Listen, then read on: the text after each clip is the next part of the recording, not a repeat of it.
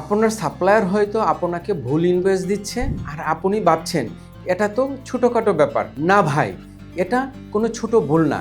এই একটা ভুলেই আপনি হয়তো ইনপুট ব্যাড ক্লেম করতে পারবেন না।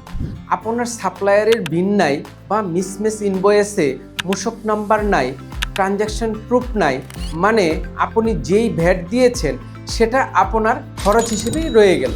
কেন? কারণ এনবিআর তো ইমোশন দেখে না, ডকুমেন্ট দেখে। আর রিটার্ন ফাইল করার সময়ই বুঝতে পারবেন ক্লেমটা পসিবল না, কিন্তু ততক্ষণে তো টাকা অলরেডি গেছে। আমরা বলবো ইনভয়েস নেওয়ার সময় জাস্ট 30 সেকেন্ড সময় নিন, চেক করেন সাপ্লায়ার বিল আছে কিনা, পেমেন্ট প্রুফ রেডি আছে কিনা, আর মূসক নম্বর ঠিক আছে কিনা।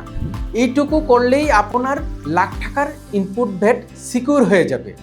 আর ইনপুট ভ্যাট ক্লেম নিয়ে ঝামেলা হলে আমাদের ভ্যাট সেবা বাংলাদেশে আছে আপনার পাশে।